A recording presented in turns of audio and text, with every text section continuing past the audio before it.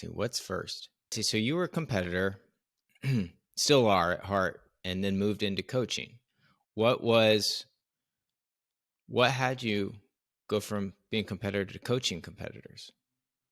That's a great question. That's a big chunk of my life story because how did I go from being competitive swimmer, and then competing in jiu-jitsu, and then coming to coaching?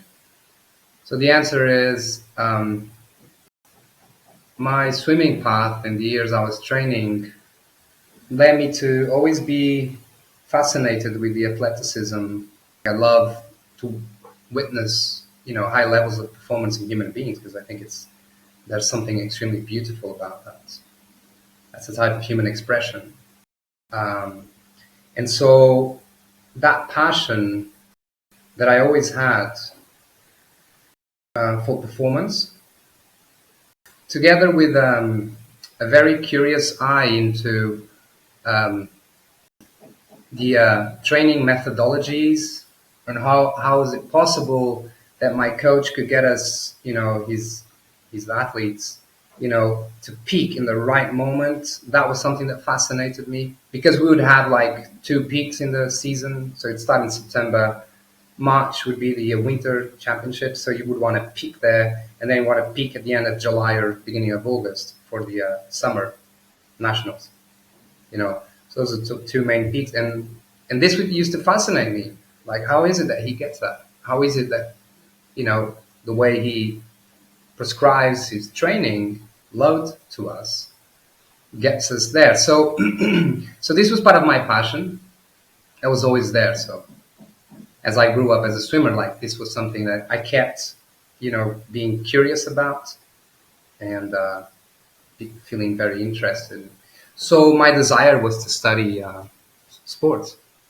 So I wanted to understand better how, you know, how I could, how a coach could get an athlete to perform at that level or to peak.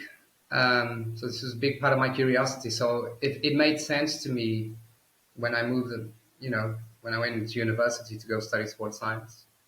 I want to know uh, how to potentiate the performance of athletes by looking at their physiology. So, like, if I gather all these data, I'm going to be able to help a coach to prescribe training load. So, so now my passion was, so I was just following my passion for sports and I was deepening with this cognitive perspective on the human body and what makes the body perform. I was reading this book at night, and one of the chapters, the name was overtraining, and I didn't know what it was. And so as I read that, like the first things that started coming to my mind was like, shit, that's what was happening to me. So it was like they were describing the symptoms of overtraining, like you feel chronic fatigue, you don't recover the next day, you wake up worse than you were feeling when you went to bed the previous day. Your muscles feel burning, your mood swings, etc. Sleep disturbances, etc. And so I really identified with that. I was like, shit, maybe this is what happened to me. That's why I was not performing. That's the first time that I sort of make the question or realize, like, I would like to know what happened to me. I would like to understand what the heck happened to me because I was training so hard and why wasn't I making it? Whereas the other guys are training and they were making it.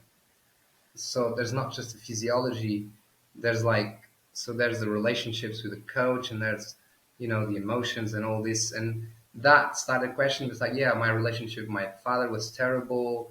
Like, I used to not control my nerves. I used to be so tense, no wonder I wasn't sleeping. So I started making all these connections and started to realize and question for the first time, maybe it's not just, the physiology that matters. Maybe it's like all matter. They all matter and they all interplay. And so when I went for my PhD, then I decided, let's go. I continued following my passion, wanting to know what happened to myself, but now from that was the beginning of this integral approach to a phenomena that was happening. And, cut the long story short, through my, and I completed the PhD. I used the integral model. I combined physiology with psychology and sociology in my PhD thesis. And that's to come to the point of your question, like how, if you were competitive before, then why did you get to coaching?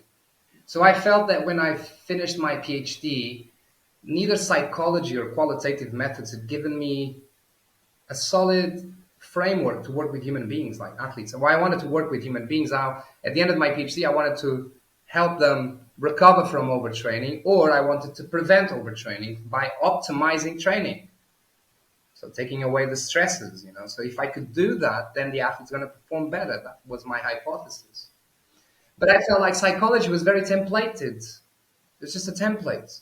You do self-talk techniques, you do relaxation techniques, you do sort of visualization imagery techniques, and sort of, one size fits all approach.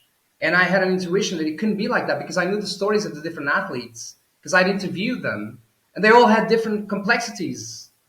Like, I knew I wanted to work with athletes, I knew I wanted to improve performance, but I felt like I didn't have the right tools. Even after a master's and a PhD, I felt I didn't have them. And that's when, maybe about 9 months after I finished my PhD, I had a very good friend of mine, John Thompson. He told me about this school of coaching that was using Ken Wilber's integral model applied to coaching, to transformation. So that got me really curious, because I, like, the first click for me was like, so if that's enough solid as a framework, then maybe I can work with athletes to improve their performance. The older traditional models of athletic performance are completely just physiological. I wouldn't say completely, but mainly physiological. As I said, like 80% of a textbook will be dedicated, 70 to 80% of a training, sports training textbook at academia is going to be physiology or physically based. Will include biomechanics and stuff, and then 20 to 30% is going to be psychology, and maybe these days maybe they'll start putting qualitative. When we see performance, we just see the athletes running or swimming or surfing or, you know, doing whatever.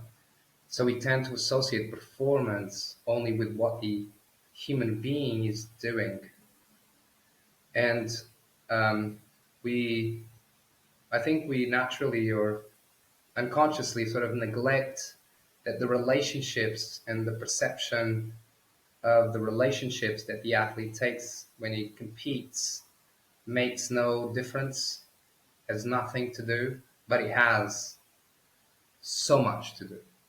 It's not all, but it has so much. Just as the thoughts he thinks, the way he manages emotions, the relationship he has with himself and the sport, just as that subjective space also influences performance, so do the way I relate to my coach and what I perceive of my coach. So normally I get a lot of athletes um, that when they start a coaching program, they become really nervous before competition, because either they want to um, like their sense of identity feels threatened if they don't achieve whatever they want to achieve, and whatever they want to achieve is extremely strongly related to the relationship they have with their coach or with the parents normally. Like these three, so I call them the golden triangle: parents, coach, and athletes. Like, you want to have this triangle very healthy, or as healthy as possible. So as coaches, as they um, grow up they evolve in their role as coaches, sports coaches. Should be something that's like really important in terms of this intersubjective space. So if I feel that um, if I don't perform well, then my coach is going to yell at me. No wonder I'm feeling nervous before. Or my father's going to yell at me. or my father's not going to speak to me, or my mom's not, going to be crushed because she's not going to be able to deal with disappointment, and I'm going to feel responsible for that. So, like, they're very scared of not fulfilling those expectations, you know, because they feel so insecure about themselves, because everything has been about others. And that's where the growth is not healthy in sport, because so a lot of the work that I do is to deepen the relationship with the self as much as then they do with the other, with the we space or the intersubjective people that surround them. They also deepen that, but normally there's the starting point is to shift the relationship they have with themselves and the sense of perceived inner value they have about themselves, because this value or perception of value is being continuously um, uh, they're searching for it outside. I can totally relate playing baseball as a kid, and I loved it at first. Actually, I got burned out. My relationship to baseball really changed after a while. I got because of yeah. I by the time I was 17, by the time I was a senior in high school, I had stopped playing, which was really the best year to play because I was the oldest. I had the most experience, and it was my time to shine as a senior. And I just didn't want to play anymore. And looking back on it, yeah, everything you're talking about is true. It started off as play, and my parent was my coach, which makes things, I think, pretty complicated. And it's right, pretty quickly, I think, those who are achievement oriented, as most of us are, I guess, to one degree or another, we start to kind of objectify our own identities as how we're performing. And then if you have your parents are involved as well, then it became uncomfortable for me to put so much pressure on myself. And I get very, very in my head, and as a young kid too, it's just it reminds me of what I hear a lot about in spirituality, and how, as the art of living, right? So um, the Vedic text, the Bhagavad Gita, it's all a battlefield. It's been, the story is a big battlefield, and the divine teacher is talking to the protagonist, and it seems the lessons are, play your hardest, and play like it's real, and also to somehow both play your hardest and to also let go at the same time. It's a beautiful.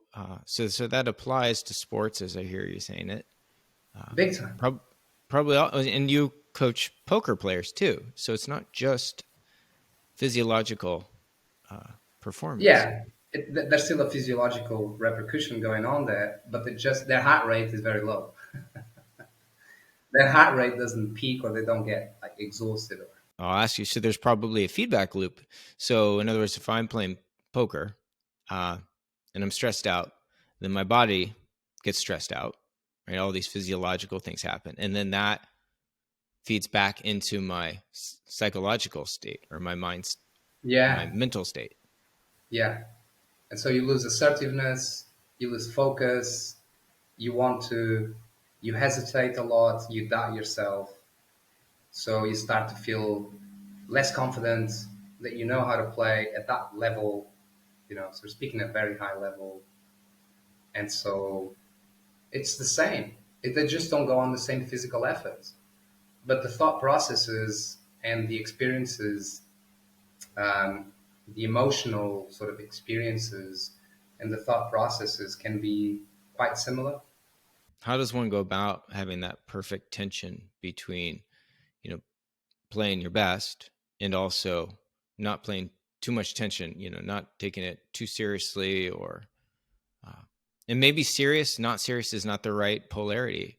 You tell me what the right mental polarity is. Yeah. Yeah. So if like I normally tell, and I don't um, I don't like to say I don't like to give answers. I'm, as you know, I like to the clients, like I like to help them get through their wisdom to get to the answer, whatever, and then feel whatever is aligned with them. Um, but for this, I normally say, so when I, like, say I give them a practice, um, and that's where I insert the concept of, yin and yang without speaking about it, or these duality, opposites, polarities, without necessarily speaking about it. Sometimes I do. Um, but for example, I can give them a yoga pose, like the warrior pose, and tell them to, take this to maximum or take this to close to maximum and find out, um, explore having, explore feeling harmony in your body and lightness of being as the intensity increases. See how far you can take that. See how far you can be comfortable with discomfort. Um, and so, where you're putting tension and at the same time you're relaxing. So it applies to everything, like all the goals that the athlete has. He should like hunt for them at with this, you know, fueled by his own energy and ambition. I don't see anything wrong with that. I see that it's not so good when that becomes the only focus and there's no ability developed in letting go or being flexible when the outcome is not uh, achieved. So fearing and creating an allergy to the performance I don't want to get. So it's like you're just totally polarized on the performance I want to get. And if you get the other one, you lose the ability to deal with that. So then you focus on your ambition and you become really rigid, and that becomes pressuring, and it just builds as a snowball, you know. So I tend to be very subtle in how I present these dualities in terms of either when I give them a practice or, sometimes in when we're speaking, um, say like I'm coaching this Brazilian Jiu-Jitsu athlete who's a perfectionist on the Enneagram. He's a Type 1. And, the beginning of the coaching program, he was like, so he was, as he, you know, started self-observing and realizing his current way, he was astonished at the tension he would put to be perfect, and that he would throw the towel down as soon as you would miss that detail. He felt that his game had to be like top of the top, like no, even like finding resistance for like a sweep or a guard pass or whatever move. Like he shouldn't find resistance because that would mean that he's not being perfect. So there's like this immense pressure. So as he started seeing first, like he saw that, and he was like, "Shit, that consumes me. That's not healthy for me." And so then he started to explore the other side of accepting more who I am, becoming less critical, and if I fail, do it in a more constructive way so that I can learn from what didn't go well and become more positive. So so then he started developing capabilities here, and at some point he was questioning then, like there was this fear that he would lose, like as his new way started emerging, he started to fear that he would lose like his ability to be self-critical or to strive for perfection. So that's when I asked, like, so you know is there anything bad on wanting to be as good as possible, right?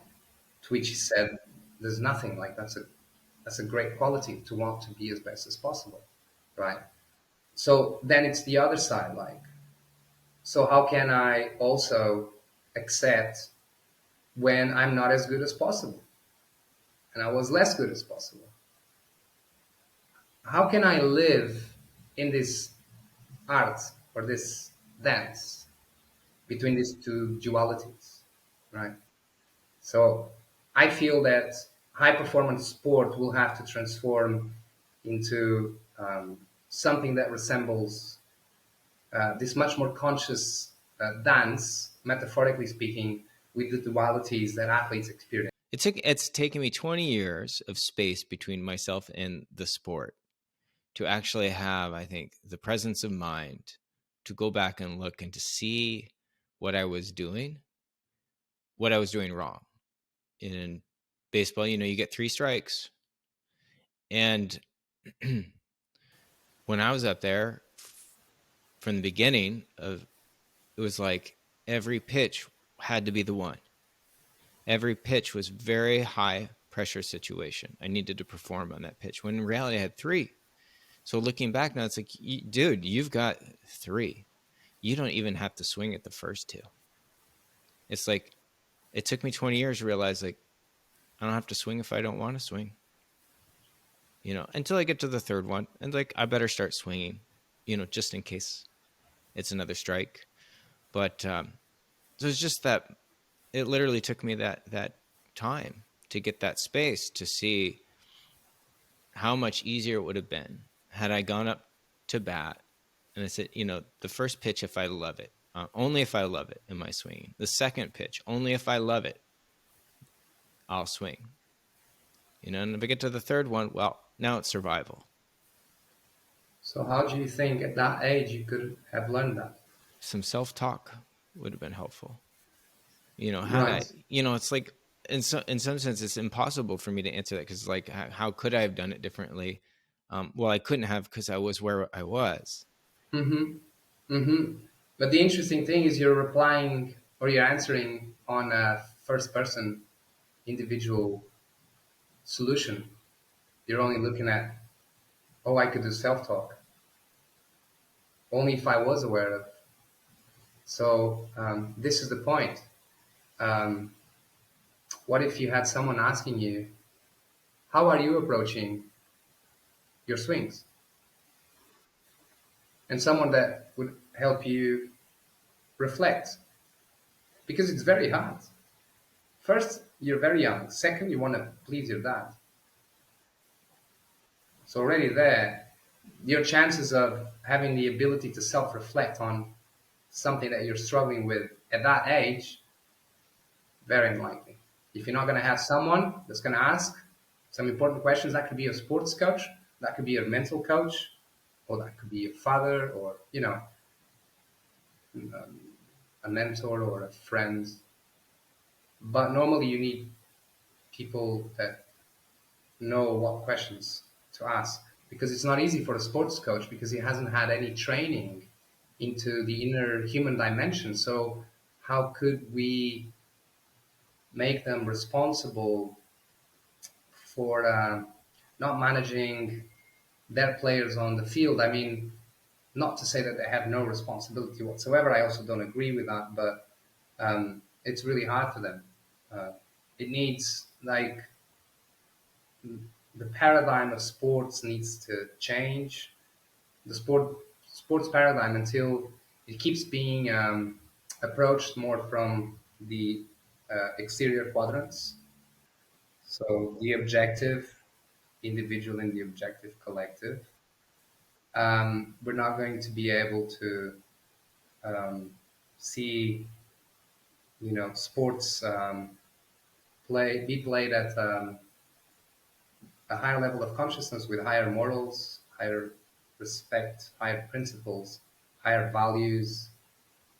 Sports could be a waking up vehicle. Right, as I see it, like the values now are pretty individualistic. There is also some team values, and I don't follow professional sports all that well, but what I gather is it's getting more and more individualistic. The players are chasing the best contracts. There's really no loyalty to team. It's Yeah, just my exactly. stats. What can I make? Yeah. you said something intriguing. So, right, the values of performance, specifically in sports, but around, well, all performance, it seems like, as I said, individualistic. It's like, the USA specifically, in most Western countries, it's individualistic. It's all, individual performance based. And that seems like that has some issues. In other words, people who do very well, they still end up unhappy. I'm curious what, you have some vision for sports in general of what it could be. What would be those higher values? Hmm, great question. Um, and that's all related with sort of what we've been speaking about and overtraining and burning out, and being depressed when uh, when you've earned gold medals and choosing to commit suicide when you've been at the top of your game in the world and you've been the best athlete in that sport in the world, and yet you committed suicide. It's happened to many athletes with gold medals.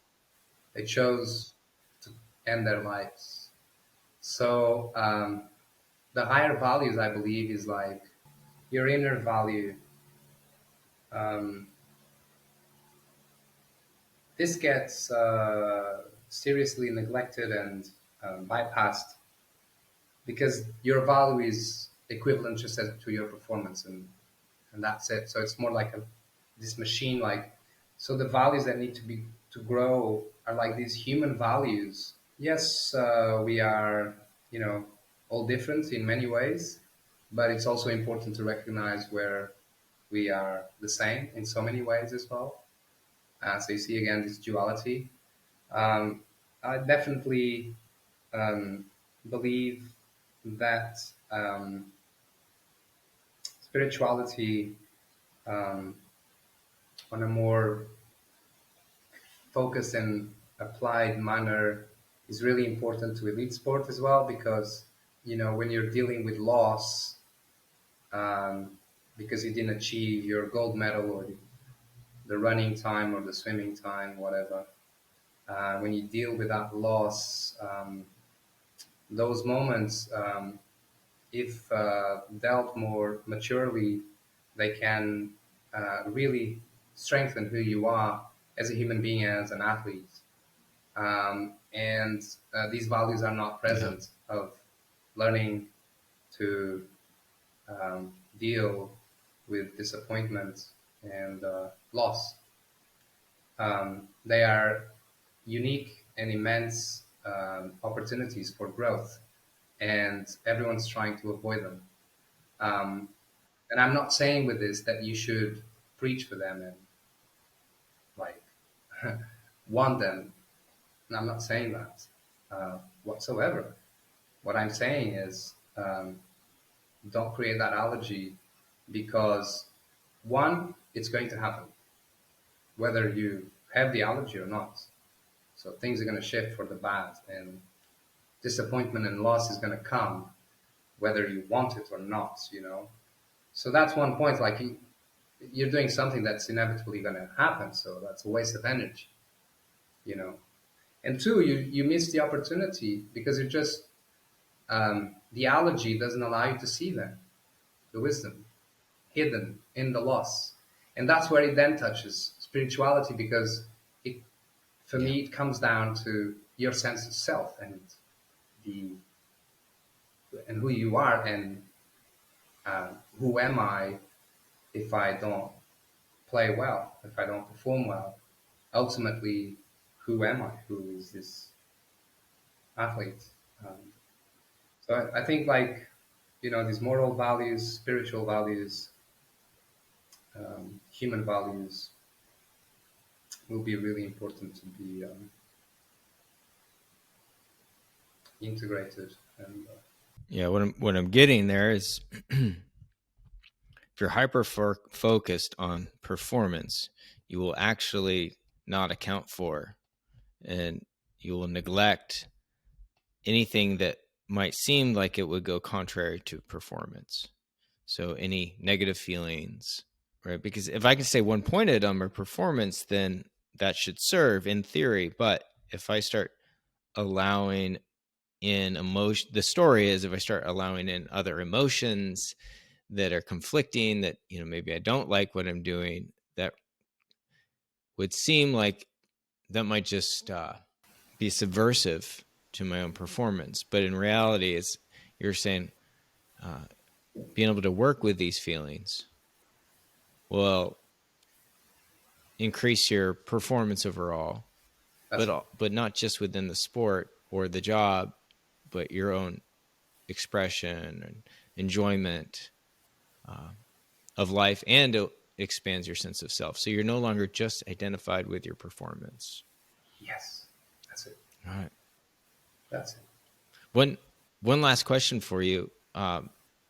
It's something that, as you were talking, it had me thinking of, like, what is your vision? What would the world look like if all the athletes on all the teams were approaching sports in the way that you are advocating for, that you help people with? Well, my vision is that we will find a lot more peace in the world uh, if we get to that, because again, sports impacts and influences so many, so many, so many in the world. It's potentially one of the social activities that attracts more human beings. Um, I'm not sure of what I'm saying, but I would be surprised that it's, if not the one, it's one of the top that attracts more human beings.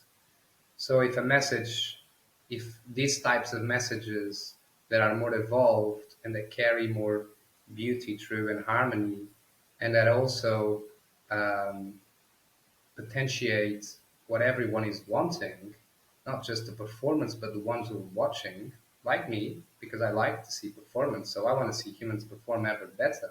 Then great, you get an improvement in performance, so you get what you've paid for, and you get um, greater and deeper human experience to the one who's doing it, and then the one who's watching it is being influenced by that performance and the way that player or athlete is behaving and communicating. And so this is going to inspire, millions to. So you can pick new role models that don't have to earn millions and millions, and can pass a different, much more humble message, and can actually show up much more as humans, as opposed to showing up as prices or Lamborghinis stamped almost in their faces or expressions. Um, that is like the small elite, and that so this is so difficult to achieve. This continually passing this message of something that's extremely, extremely hard is only going to be for the very, very, very, very, very, very few. Um, and yet, if you pass the humble message, that doesn't require Lamborghinis. I'm using that metaphorically to be happy or to pass an image of success. As like success is actually as much uh, grown up as a human being. How uh, what's the best human being that you can create in yourself to live this life that's been given to you, you know, for as much time as you have left? What's the best way of living that life?